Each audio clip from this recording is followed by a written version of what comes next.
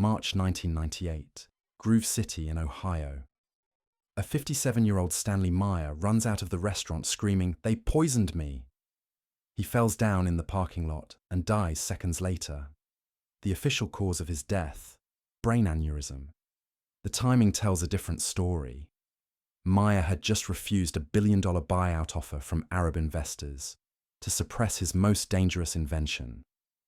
So what exactly had Stanley Meyer invented that was worth killing for? A car that ran on water, not hydrogen extracted through conventional electrolysis, which requires more energy than it produces. Meyer claimed to have developed a fuel cell that split water molecules using far less energy than traditional methods. His process allegedly used resonant frequencies to break molecular bonds, creating a sustainable energy source from the most abundant substance on Earth. The mainstream scientific community immediately declared this impossible. Water fuel cells violate the laws of thermodynamics, they insisted. It's pseudoscience, they proclaimed. But here's what they couldn't explain away. Meyer had received multiple patents from the United States Patent Office. Patent number 5,149,407. Patent number 4,936,961. Patent number 4,826,581. The US Patent Office doesn't grant patents to devices that violate the laws of physics. They examine claims thoroughly before approval. Meyer demonstrated his water-powered dune buggy repeatedly. Reporters rode in it. Engineers examined the engine. Video footage shows the vehicle operating on nothing but water. In 1996, representatives from the United States Department of Defense and Department of Energy observed Meyer's technology firsthand. According to Meyer, they were impressed, but ultimately chose not to pursue development. Then came the legal challenges. Investors claimed fraud and sued Meyer in Ohio court. The court ruled against him, ordering repayment to investors. But here's the crucial detail that gets overlooked. The court never examined the technology itself. They ruled on contractual grounds, not scientific merit. They never tested whether the water fuel cell actually worked. 2 years after that ruling, Meyer was dead. Within hours of his death, all his equipment and research notes were confiscated. His laboratory was cleared out completely. The water fuel cell prototype disappeared forever. His patents expired without renewal. The technology was never properly tested by independent scientists. It was simply declared impossible and erased from consideration. The second erased invention brings us to San Diego, California in 1934. Dr. Royal Raymond Reich announces something that should have made him the most celebrated medical researcher in history. He claims to have found a cure for cancer, not a treatment that extends life or manages symptoms. A complete cure that destroys cancer cells without harming healthy tissue. Most cancer cure claims throughout history have been fraudulent, and the medical establishment rightfully approaches such announcements with skepticism. But Reich's approach was unlike anything anyone had seen before. He didn't use drugs, surgery, or radiation. He used frequencies. Reich had developed the most powerful microscope in the world at that time. While electron microscopes wouldn't be invented for another decade, Reich's optical microscope could magnify objects 60,000 times. More importantly, it could observe living viruses in their natural state, something conventional microscopes couldn't achieve without killing the specimens. Using this revolutionary microscope, Reich identified what he called the cancer virus. He observed that cancer cells possessed specific electromagnetic signatures, and he theorized that generating the exact resonant frequency of these signatures could destroy malignant cells while leaving healthy tissue completely untouched. The principle resembled how an opera singer can shatter a wine glass with their voice. The glass has a specific resonant frequency, and when that frequency is produced with sufficient amplitude, the glass vibrates itself apart, while everything else in the room remains undamaged. Reich believed cancer cells could be destroyed using the same principle. He constructed a device called the Reich frequency generator that emitted electromagnetic frequencies precisely tuned to specific pathogens. In 1934, he conducted what should have been a groundbreaking clinical study. 16 terminal cancer patients, given weeks to live, were treated with Reich's frequency machine for 3 months. The results were extraordinary.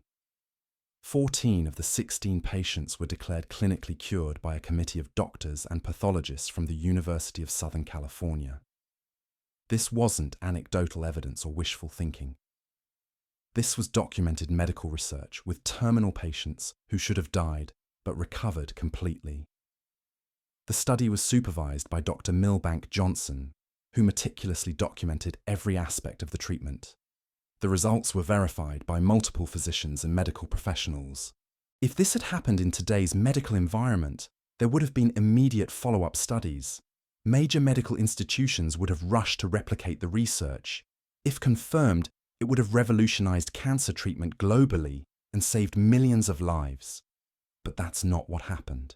In 1939, Dr. Milbank Johnson organized a press conference to announce the findings to the world. He planned to reveal that frequency therapy could cure terminal cancer. The night before the scheduled announcement, Johnson died suddenly. The official cause was listed as heart attack. He had been in perfect health the day before. More disturbing still, all his research notes documenting the cancer study vanished completely. Every copy, every record, every piece of documentation simply disappeared. The systematic destruction of Reich's work began immediately. His laboratory was broken into repeatedly. Equipment was vandalized and destroyed.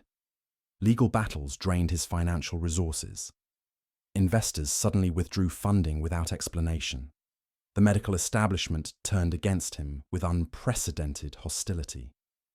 The American Medical Association declared Reich's work fraudulent, though they never conducted their own study to verify or debunk his claims. They simply declared frequency therapy impossible based on existing medical dogma. By 1946, Reich's frequency generators were confiscated and destroyed by authorities. The revolutionary microscope he had used to observe cancer viruses was dismantled. His research was systematically erased from medical journals and academic records. Reich died in 1971, alone and discredited, maintaining until his final breath that his cure had worked. The medical establishment had successfully eliminated frequency therapy from serious consideration. Today, the idea of curing cancer with frequencies is dismissed as quackery, despite the documented evidence of its effectiveness.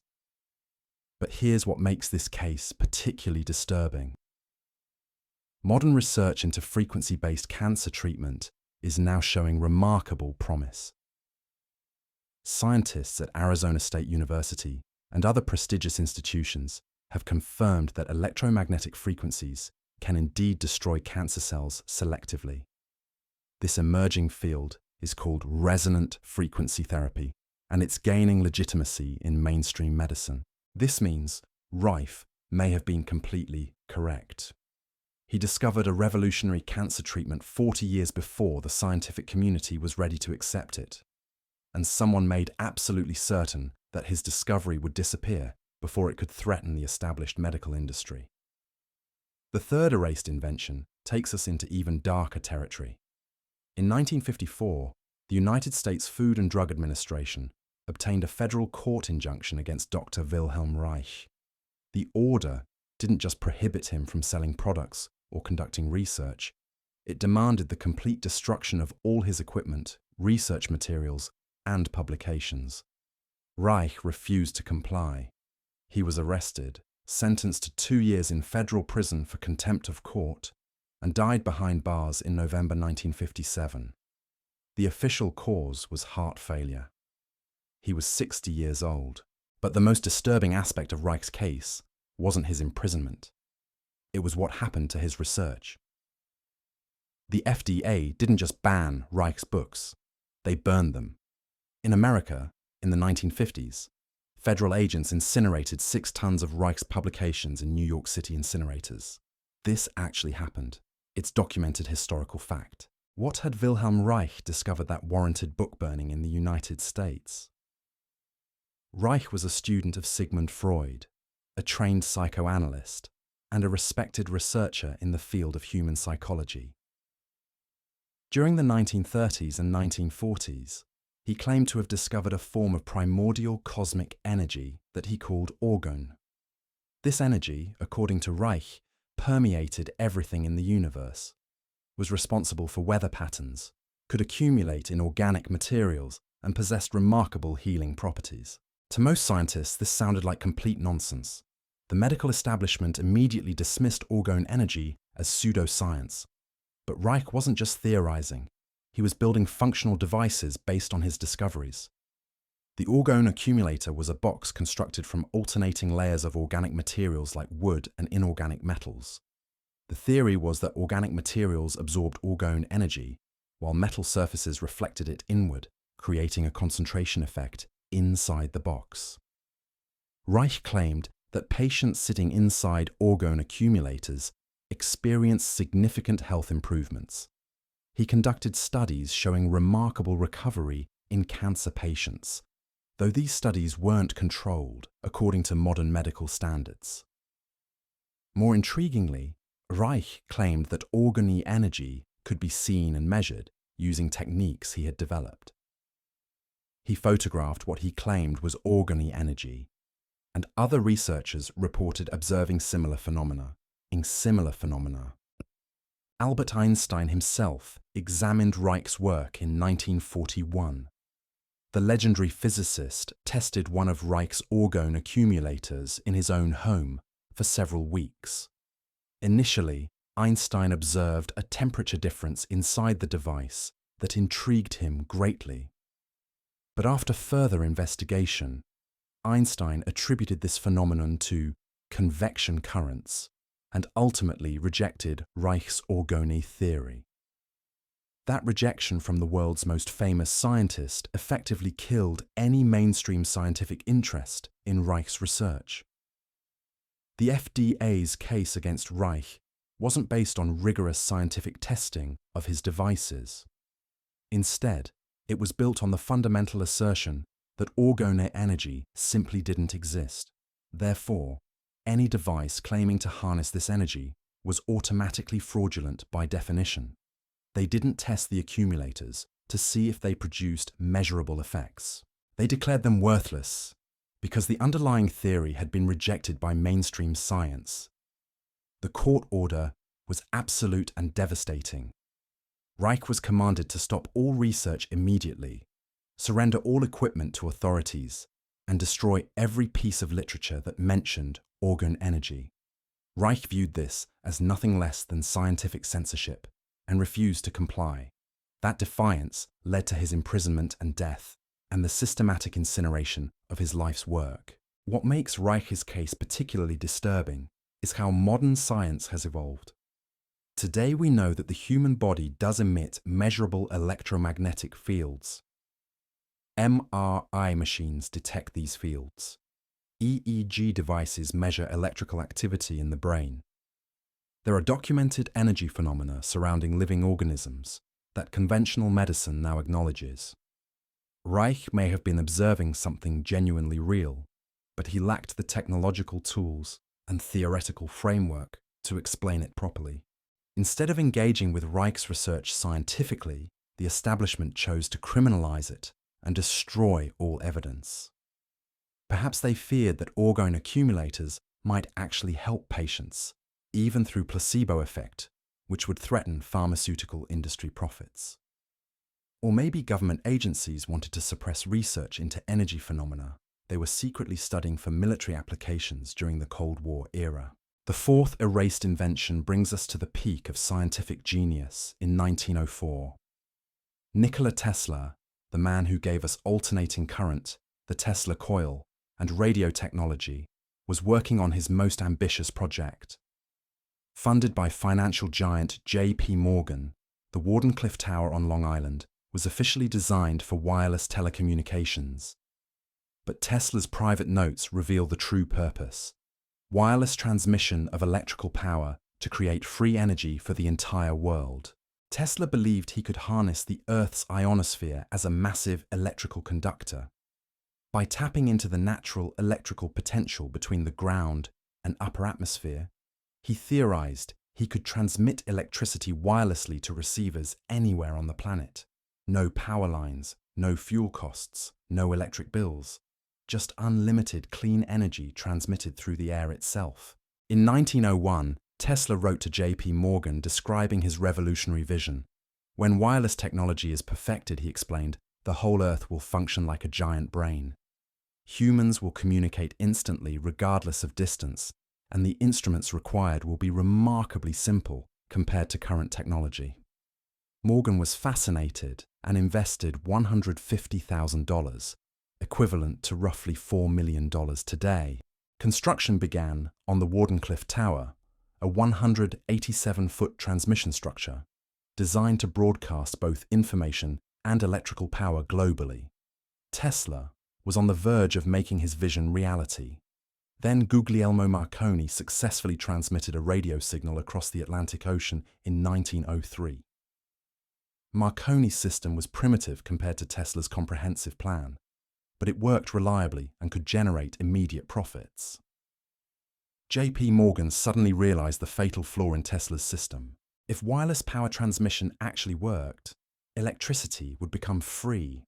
Free electricity means no profits, no control over energy distribution, and no way to meter usage and charge consumers. Morgan immediately cut all funding to the project. Tesla desperately searched for alternative investors, but every potential backer refused. Word had spread through financial circles that wireless power would destroy the entire electrical industry's business model. The project was abandoned completely. Wardenclyffe Tower was demolished in 1917, and the copper components were sold as scrap metal to pay Tesla's mounting debts. Tesla died in 1943, alone in a New York hotel room, deeply in debt and largely forgotten. Within hours of his death, FBI agents raided his quarters and confiscated all his research papers. They claimed this seizure was necessary for national security purposes. Most of those documents have never been released to the public, and many remain classified to this day. What knowledge died with Tesla? His papers contained detailed theories on wireless energy transmission, revolutionary designs for energy devices, and calculations showing how to harness atmospheric electricity on a global scale. This information could have transformed human civilization, eliminating energy scarcity and fundamentally altering the balance of global power. Instead, it was classified, hidden, and effectively erased from public knowledge. The mainstream explanation insists that Tesla's wireless power system couldn't have worked. The physics don't allow efficient long-range power transmission through the atmosphere, they claim. His vision was impossible and impractical. But is that actually true? Or is that simply what we're told to prevent anyone from pursuing similar research? Modern wireless power transmission does work over short distances. We have wireless charging for smartphones and radio frequency power transmission for specialized applications. The technology exists, but it remains limited, inefficient, and certainly not free. What if Tesla had actually solved these fundamental problems? What if his confiscated research contained breakthroughs that would threaten trillions of dollars in global energy infrastructure? The fifth erased invention emerged from Utah in 1996. Paul Pantone, a relatively unknown inventor, received patent number 5,794,601 for a device called the GEET fuel processor. This simple modification to internal combustion engines allegedly allowed them to run on virtually any liquid fuel while producing dramatically reduced emissions. Water, vegetable oil, paint thinner, even contaminated waste liquids could supposedly power engines equipped with Pantone's system. The GEET device consisted of a tube containing a rod positioned within a magnetic field. Fuel vapor passed through this assembly before entering the engine's combustion chamber. The design was deceptively simple, requiring no complex electronics or expensive components. Just basic physics and fluid dynamics applied in an unconventional way. Pantone demonstrated his modification on lawnmowers, generators, and vehicles. He showed engines running on mixtures of 80% water and 20% gasoline. The exhaust emissions were reportedly cleaner than the ambient air entering the engine's intake system. Multiple inventors worldwide replicated Pantone's design and confirmed similar results. Videos circulated on the internet showing dozens of GEET-modified engines operating on unconventional fuels. In 2005, the Utah Department of Environmental Quality conducted official testing on a truck equipped with Pantone's system.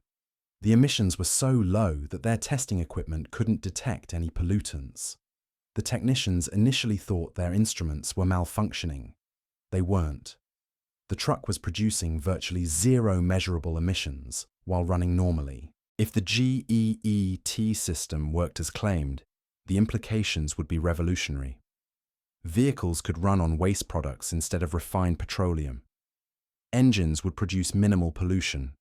Developing nations could achieve energy independence using locally available materials. The petroleum industry's stranglehold on global transportation would collapse overnight.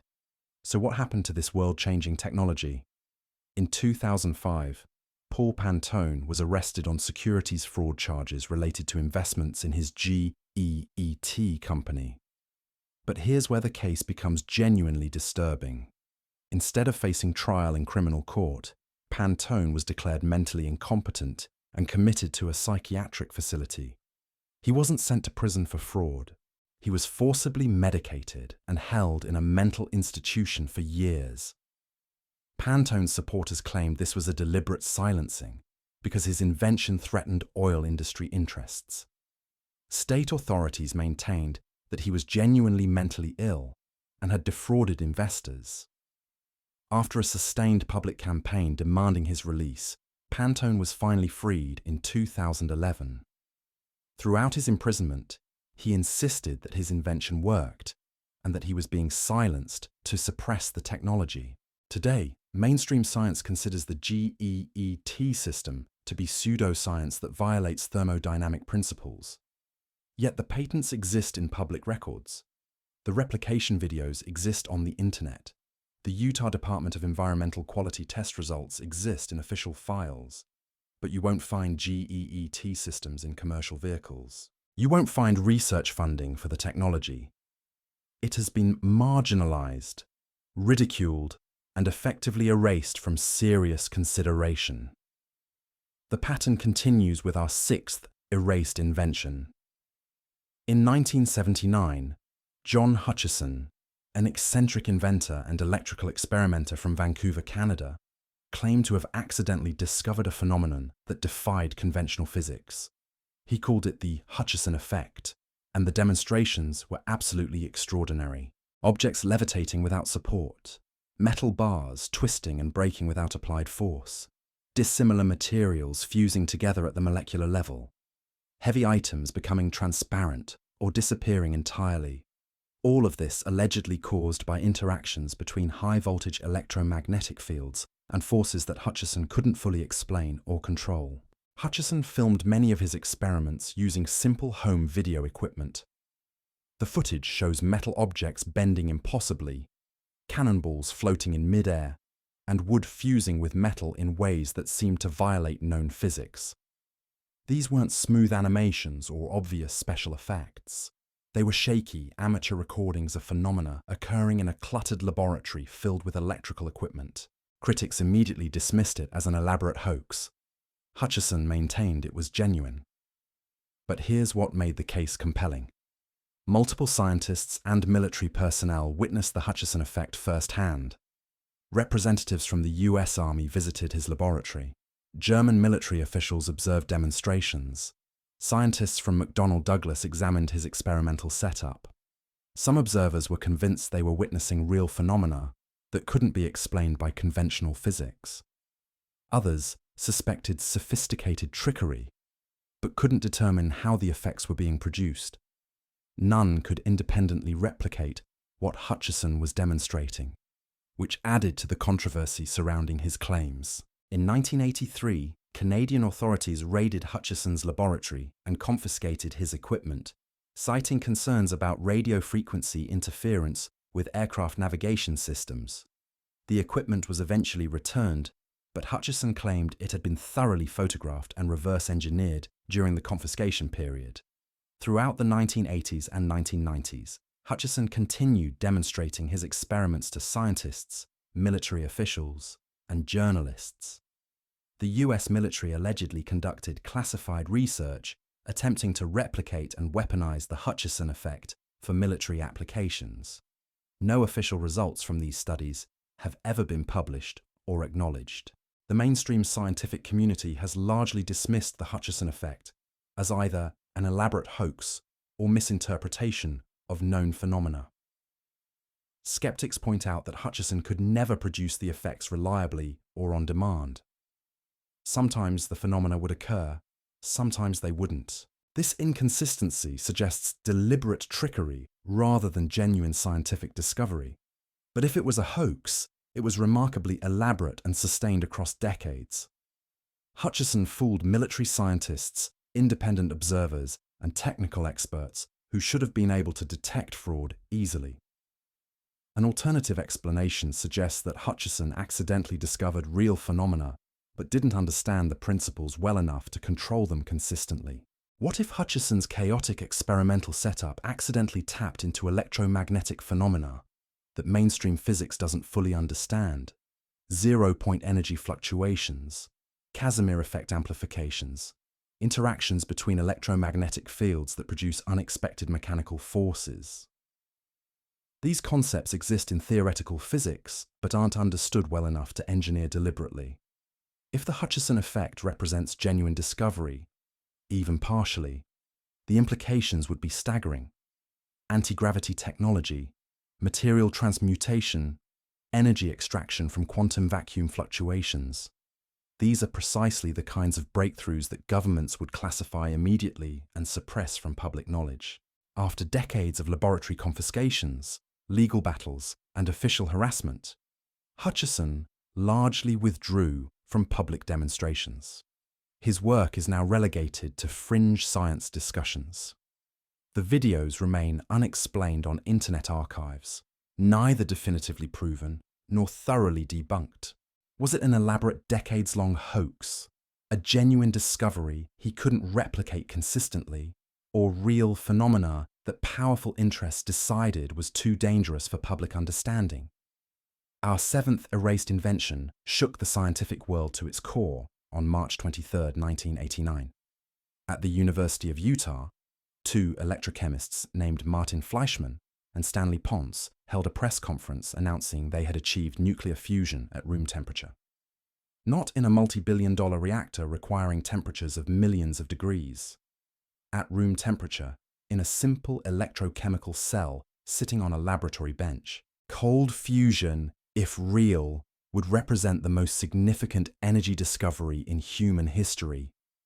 Clean, abundant, virtually limitless energy produced from seawater. No dangerous radiation, no toxic byproducts, just heat energy generated from the fusion of hydrogen atoms under conditions that shouldn't allow fusion to occur. Fleischmann and Ponce described their experimental setup with precise technical detail. They used palladium electrodes submerged in heavy water, applying electrical current over extended periods. The palladium gradually absorbed deuterium from the heavy water through electrochemical processes. Then something extraordinary happened. The cell began producing excess heat, far more thermal energy than any known chemical reaction could account for. They detected neutrons and tritium, the unmistakable signatures of nuclear fusion reactions. The announcement sent shockwaves through the global scientific community.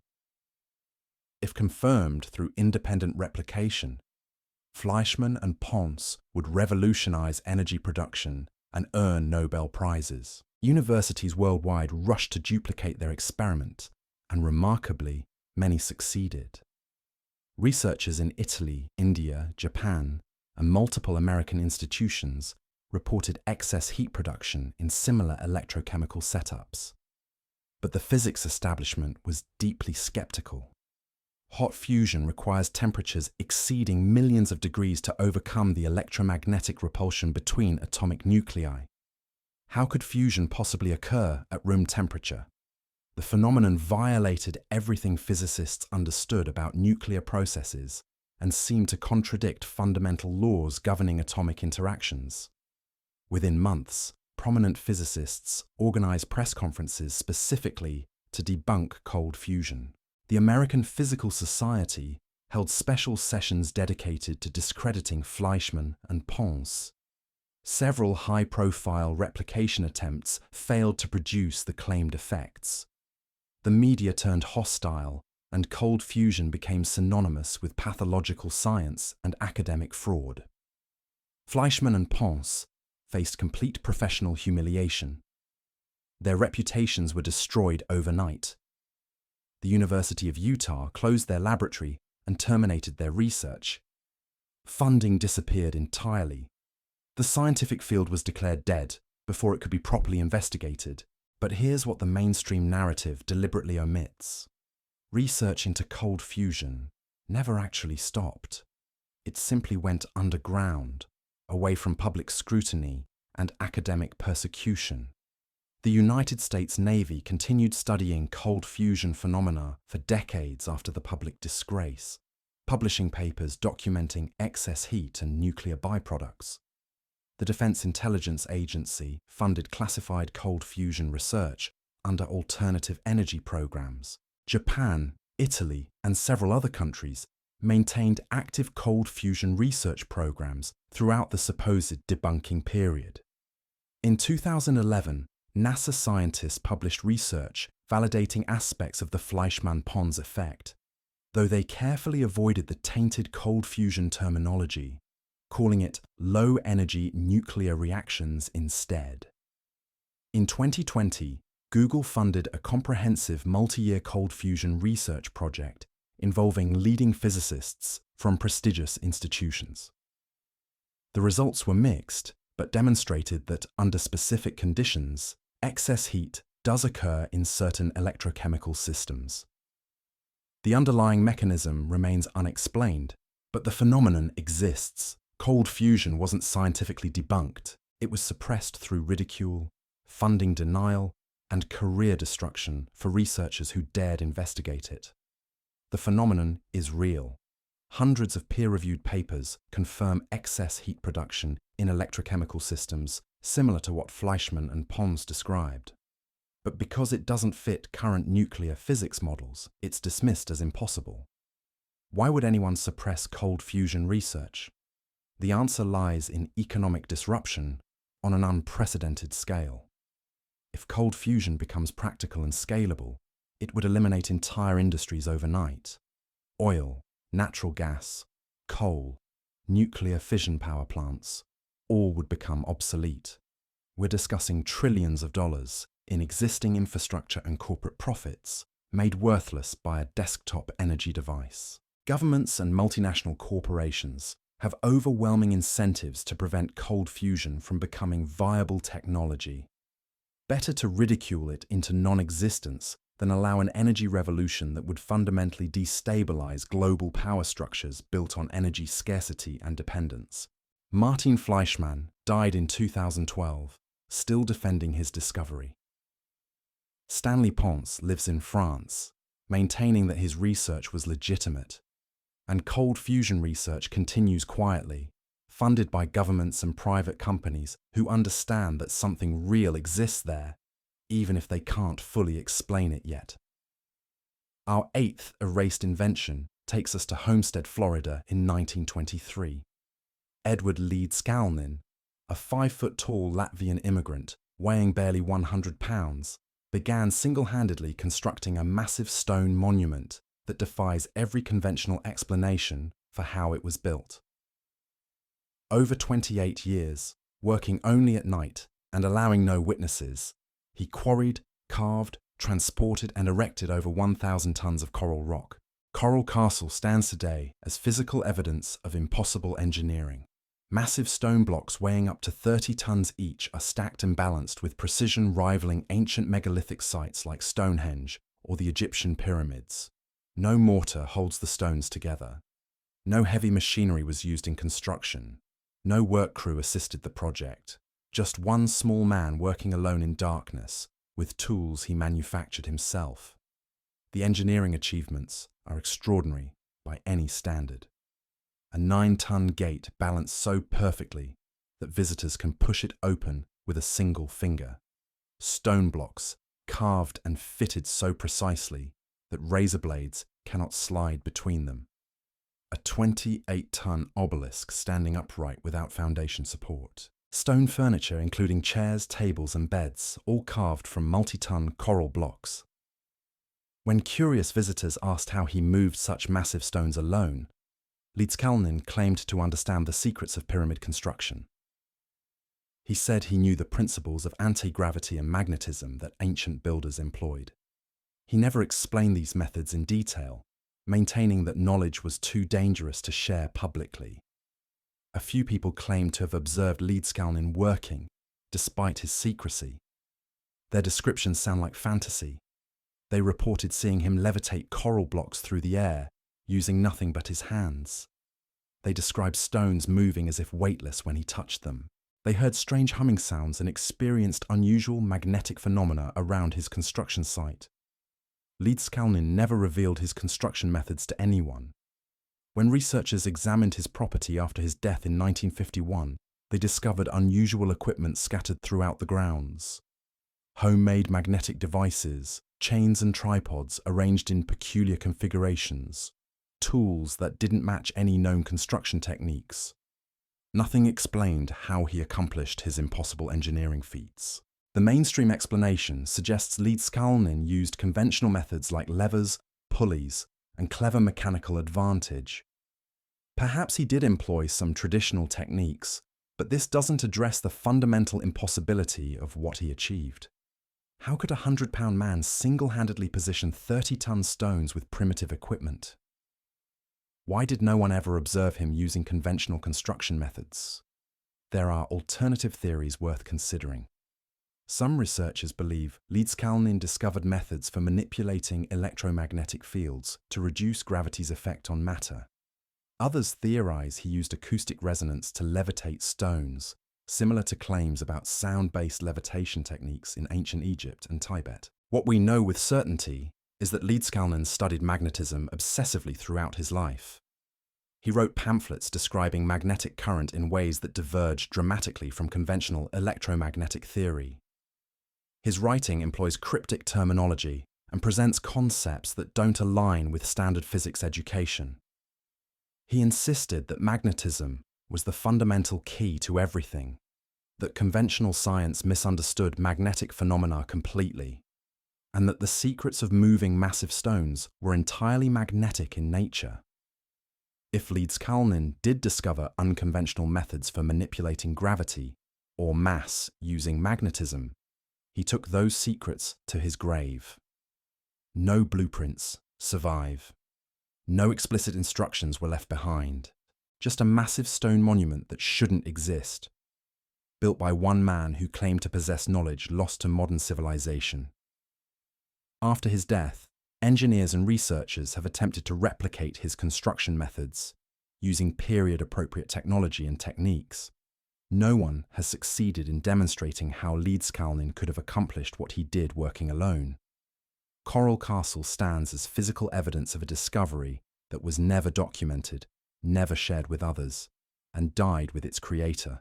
Our 9th erased invention emerged from ancient archaeology in 1936. Near Baghdad, Iraq, German archaeologist Wilhelm Reich discovered clay jars buried in Parthian ruins, dating to approximately 200 BC. The jars contained copper cylinders with iron rods inserted inside them. When filled with acidic liquid like vinegar or wine, they generate electrical voltage. These are functional batteries created 2,000 years ago. The Baghdad batteries shouldn't exist according to conventional historical understanding. The Parthian Empire possessed no electrical theory, no comprehension of current or voltage, no apparent use for electricity in their civilization. Yet they manufactured working galvanic cells using copper, iron, and acid that can power small lights or electroplate metallic objects. Koenig proposed that these ancient batteries were used for electroplating gold onto silver objects, a technique producing superior finishes compared to other ancient metalworking methods. When modern researchers replicated the Baghdad battery design using grape juice as electrolyte, the devices produced nearly 1 volt of electricity, sufficient for electroplating applications. The mainstream archaeological community largely dismissed Koenig's discovery. They claimed the jars were simple storage vessels and any electrical properties were purely coincidental. But systematic replications consistently demonstrate that these devices function as batteries when properly assembled. That's not coincidence. That's intentional engineering. If the Parthians possessed electrical knowledge, what other technologies did ancient civilizations develop that we've forgotten or never discovered? Were these batteries independently invented, or did the Parthians inherit electrical understanding from even older cultures that mainstream history doesn't acknowledge? The Baghdad batteries were stored in Iraq's National Museum, along with thousands of other priceless archaeological artifacts. In 2003, during the Iraq War, the museum was systematically looted. Many irreplaceable treasures were stolen or destroyed in the chaos. The Baghdad batteries were among the casualties. Most are now lost forever or scattered among private collectors, whether through accident or design. One of history's most mysterious technological discoveries has been erased through war and cultural destruction. Physical evidence of ancient electrical knowledge is now gone, leaving only photographs and research notes to document what once existed. Our final erased invention takes us to 1930s Austria, where forester and naturalist Victor Schauberger proposed a revolutionary concept that challenged the fundamental basis of modern technology. Instead of explosive force, Schauberger advocated harnessing implosive energy. Modern civilization, he observed, operates through destructive explosion. Internal combustion engines explode fuel mixtures. We blast rock with dynamite. We split atoms through nuclear explosions. These 10 erased inventions reveal a disturbing pattern that challenges everything we believe about technological progress.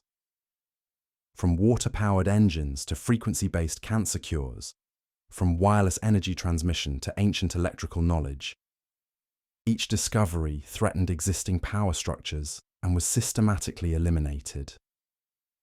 The inventors faced persecution. Their research was confiscated. Their equipment was destroyed, and their breakthroughs were erased from history. What makes these cases extraordinary isn't their impossibility, but their documented existence and deliberate suppression. The evidence suggests that human civilization could be decades or centuries ahead of where we are today if these technologies had been allowed to develop. Perhaps the greatest tragedy isn't that these inventions were lost, but that they were deliberately hidden to preserve industries built on artificial scarcity. The next time someone claims a revolutionary technology is impossible, remember these stories and ask yourself who benefits from keeping humanity dependent on outdated solutions to problems that may have already been solved.